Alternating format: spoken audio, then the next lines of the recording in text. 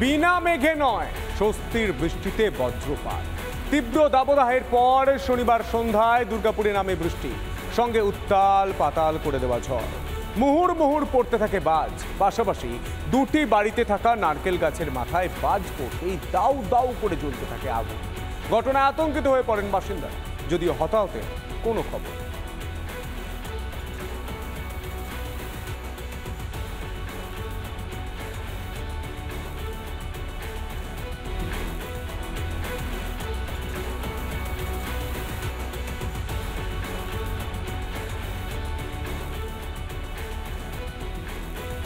আজ জলস্তর বেড়ে ভয়ঙ্কর পরিস্থিতি তিস্তাতে।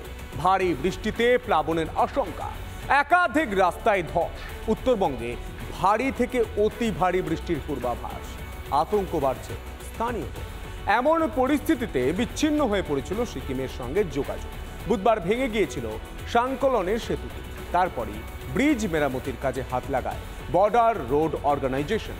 3 দিনের মধ্যে তারা তৈরি করে দিলেন সেতু।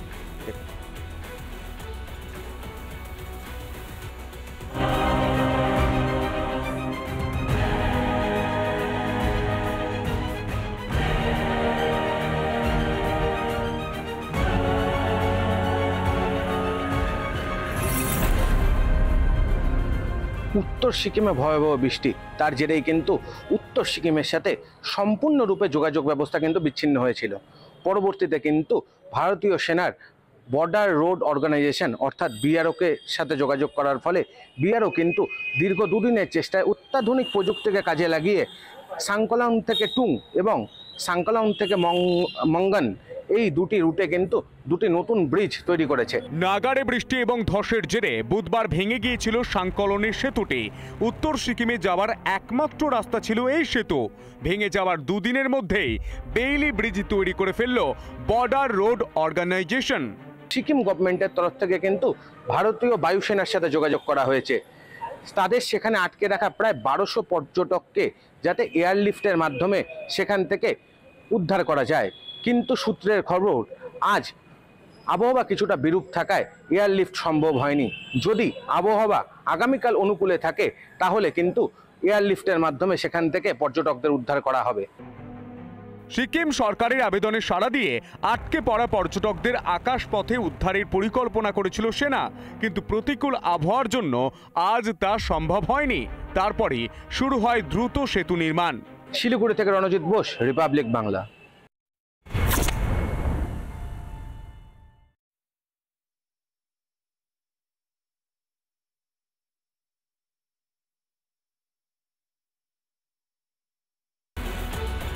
ভোট পরবর্তী হিংসায় শুধুমাত্র বিজেপি, সিপিএম, কংগ্রেস নয়, ভোট পরবর্তী হিংসার শিকার হয়েছে শাসক দলের নেতা কর্মীরা।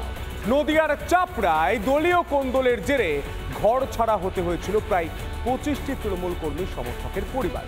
দীর্ঘদিন ঘর ছাড়া থাকার পর অবশেষে পুলিশের হস্তক্ষেপে বাড়ি ফিরলেন তৃণমূল কর্মীরা।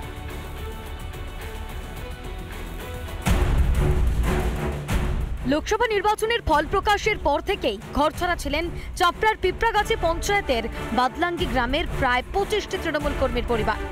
প্রশাসনের সহযোগিতায় বাড়ি ফিরলেন তারা।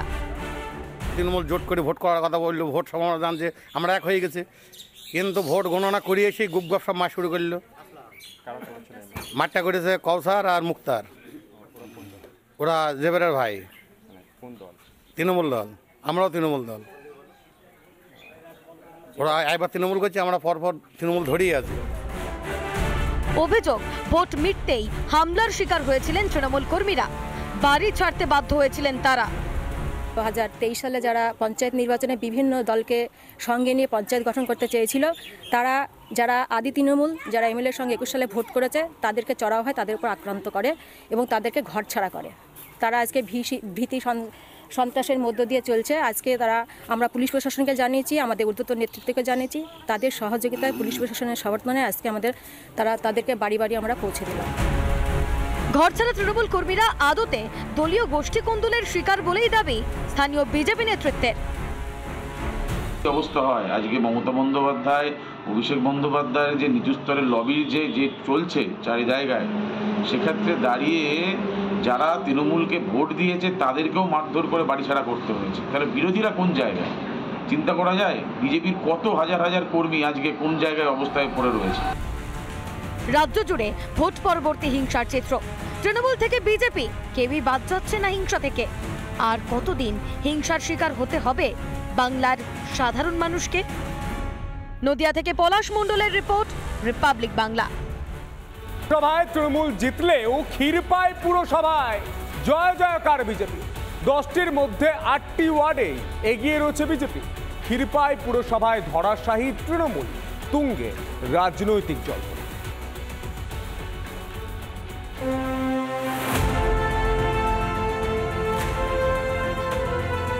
আরামবাগ লোকসভা কেন্দ্রে জয়ী তৃণমূল প্রার্থী মিতালি বাগ। তবুও ক্ষীরপাই পুরসভায় লিড পেল না তৃণমূল। 1291 ভোটে এগিয়ে রয়েছেন অরূপ কান্তি দিগার। ক্ষীরপাই পুরসভার 2 নম্বর এবং 8 নম্বর ওয়ার্ডে তৃণমূল এগিয়ে থাকলেও 1, 3, 4, 5, 6, 7, 9 ও 10 নম্বর ওয়ার্ডে লিড পেয়েছে বিজেপি। দেদার ভোট করানোর অভিযোগ উঠেছিল তৃণমূলের বিরুদ্ধে। তা সত্ত্বেও কি করে এমন ফল হলো তা নিয়ে চিন্তিত তৃণমূল। ওই জানি না কেন কোথায় ঘাটতি। আমরা জ্ঞানত কোনো ঘাটতি ঘাটতি রাখিনি। কেন আমরা আমাদের মমতা বন্দ্যোপাধ্যায় আমাদের মুখ্যমন্ত্রী যা যা কর্মসূচি দিয়েছে, যা যা প্রকল্প দিয়েছে, আমরা 100 মানুষের দুয়ারে পৌঁছে দিয়েছি। তারপরেও কেন জানি না 2019-এও আমরা দেখেছি এই রেজাল্ট, এই ধরনের রেজাল্ট। আবার 2024-এও আমরা দেখছি এই ধরনের রেজাল্ট। বিজেপির একটা অংশ যেটা করেছে ব্যাপকভাবে টাকা রাতের অন্ধকারের দিন কয়েক ভোটের ঠিক 2-5 দিন মধ্যে আগেই ওরা কিন্তু ভোটের 2-5 দিন আগেই ব্যাপকভাবে টাকা বুথ স্তর থেকে অঞ্চল স্তরে বিভিন্নভাবে বা কোথাও কোথাও এক কথায় অভ্যন্তরে রয়ে যাচ্ছে, যেখানে না বললেই নয়, হয়তো সেখানে হয়তো আমাদেরও কোনো দলের কোনো কর্মী সমর্থককে হয়তো পয়সা খাইয়ে এরকম কৌশল খেলা চলেছে। দুর্নীতির কারণেই তৃণমূল পিছিয়ে পড়েছে বলে দাবি বিজেপির।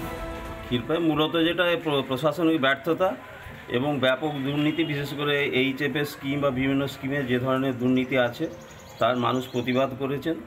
এছাড়াও বিজেপির যে নিজস্ব ভোট ব্যাংক, আজকে নরেন্দ্র মোদীর নেতৃত্বে দেশের যে সমৃদ্ধি বৈদেশিক নীতি তারও সাফল্যের মধ্যে আছে। অঞ্চল তৃণমূল নেতৃত্বের ওয়ার্ডেই পিছিয়ে পড়েছে তৃণমূল। এমন ফল হওয়ায় কপালে চিন্তার ভাঁজ শাসক দলের। শুরু জোর পর্যালোচনা। রিপাবলিক বাংলা। উপনির্বাচনের আগে বাগদায় চড়ছে রাজনীতির পারদ। তৃণমূল এই বিধানসভায় প্রার্থী ঘোষণা করলেও বিজেপির তরফ থেকে এখনো ঘোষণা করা হয়নি প্রার্থীর নাম। দলের তরফে যাতে বহিরাগত কাউকে প্রার্থী না করা হয় তা নিয়ে এদিন সরব হলেন দলীয় কর্মী সমর্থক।